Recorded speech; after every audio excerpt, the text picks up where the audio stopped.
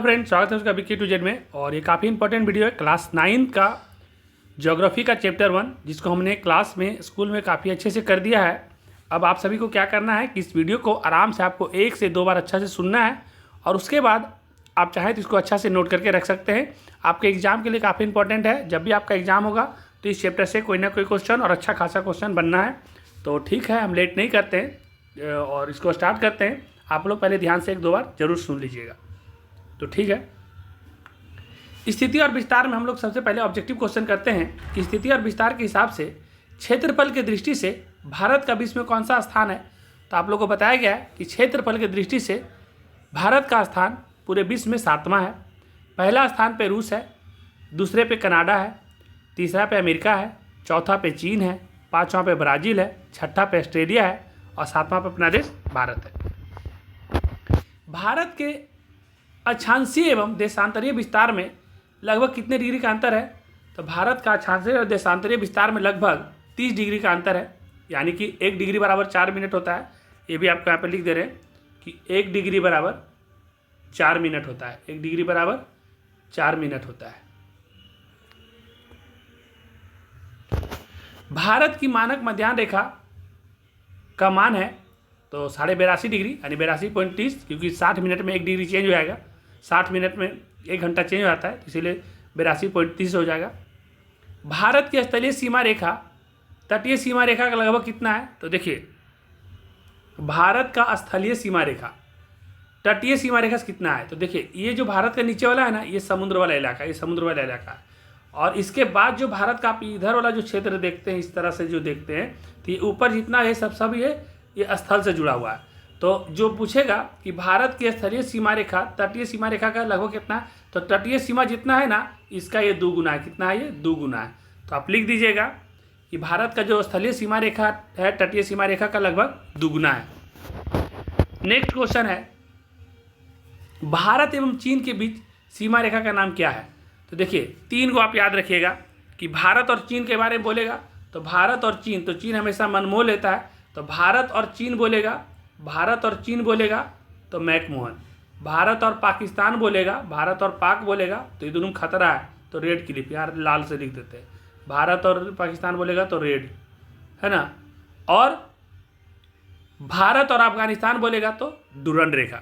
ये 3 में से कोई ना कोई एक आता है। फिल इन द ब्लैंक में क्वेश्चन आएगा खाली जगह भरने के लिए। तो भारत का क्षेत्रफल लगभग कितना है, तो 32.8 लाख वर्ग किलोमीटर है। 32.8 लाख वर्ग किलोमीटर है। और ये पूरे विश्व का भौगोलिक क्षेत्र का कितना है, तो लगभग 2.4% है।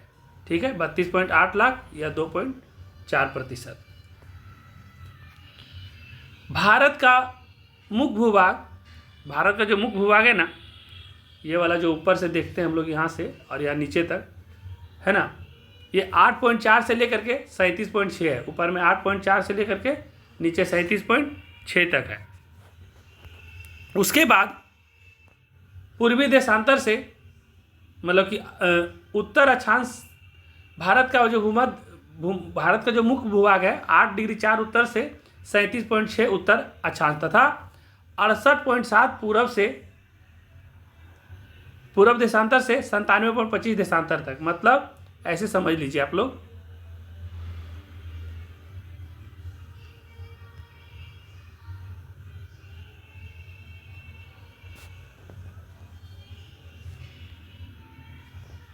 कि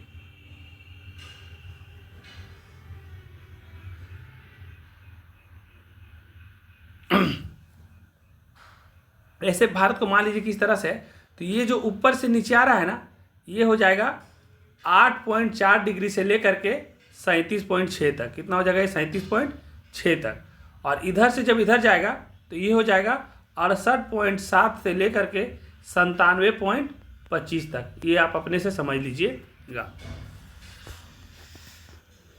भारत में कुल 28 राज्य एवं 8 केंद्र शासित प्रदेश हैं। भारत में कुल 28 राज्य और 8 केंद्र शासित प्रदेश हैं। श्रीलंका भारत से डैश एवं डैश द्वारा अलग होता है। तो श्रीलंका भारत से मन्नार की खाड़ी और पाक जल संधि से अलग हुआ है।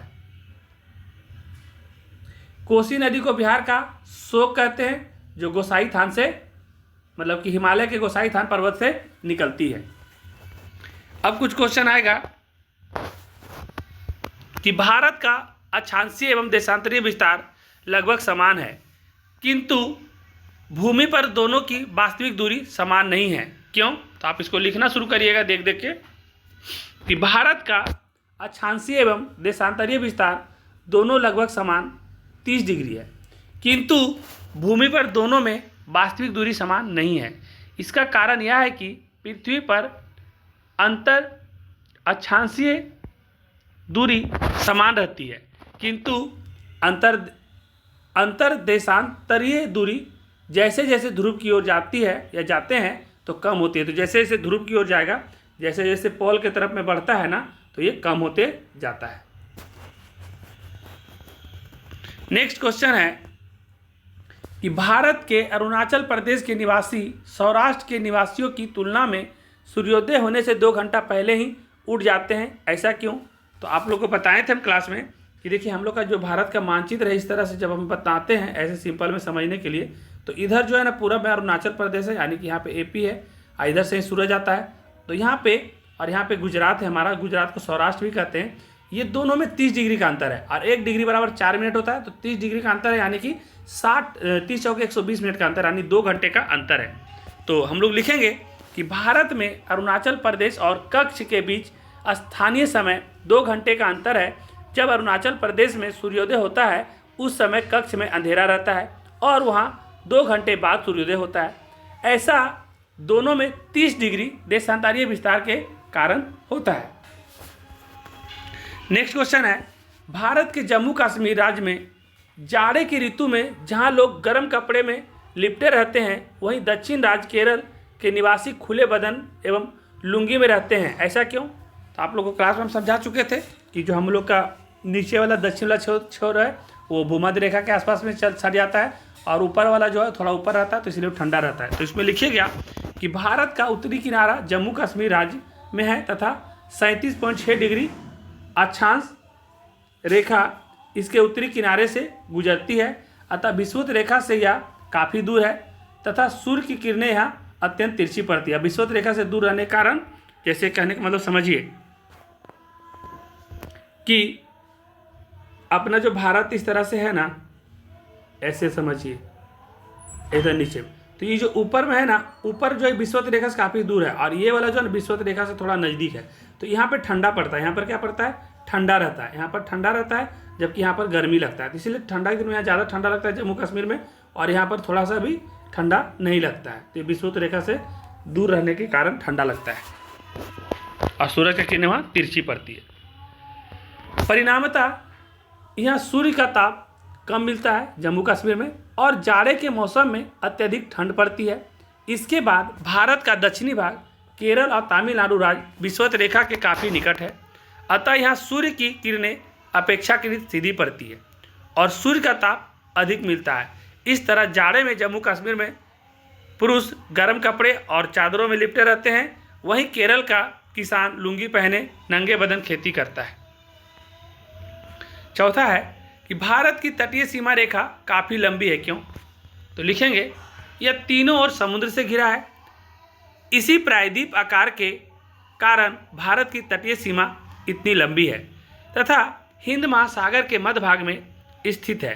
भारत के उत्तर पश्चिम तथा उत्तर एवं उत्तर पूर्वी सीमा पर नवीन मोरदार पर्वत स्थित है, इसी के कारण लंबा है।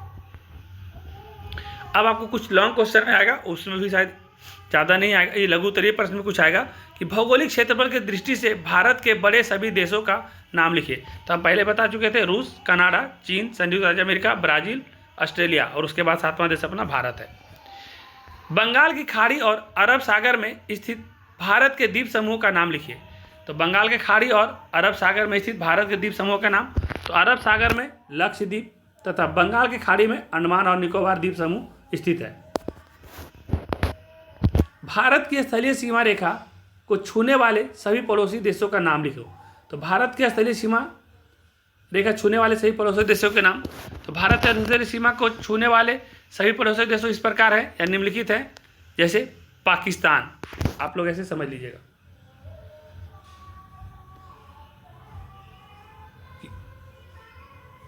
इस तरह से मान लेते हैं अपना भारत है, तो इस साइड में पाकिस्तान है, इस साइड में कौन है, पाकिस्तान है, इस साइड में कौन है, तो इस साइड में पाकिस्तान है, इधर में पाकिस्तान है, यहीं बगल में अफगानिस्तान है, और उसके बाद इस साइड में चीन है, फिर इधर साइड में नेपाल है, फिर इधर साइड में बांग्लादेश है, फिर भूटान, इधर साइड में भूटान भी है, नेपाल के इधर साइड में। तो भारत के स्थलीय सीमा से ये सब देश सटे हुए हैं, पाकिस्तान, अफगानिस्तान, चीन, नेपाल, भूटान, बांग्लादेश और म्यांमार। नेक्स्ट, भारत के कौन से राज्य अंतर्राष्ट्रीय सीमा तथा समुद्र तट को स्पर्श नहीं करते हैं? तो लिखेंगे भारत के मध्य प्रदेश, छत्तीसगढ़, झारखंड, दिल्ली, हरियाणा और तेलंगाना जैसे राज्य अंतर्राष्ट्रीय सीमा तथा समुद्र तट को स्पर्श नहीं करते। जल संधि किसे कहते हैं? तो लिखेंगे दो देश के बीच के जलीय सीमा को जल संधि कहते हैं।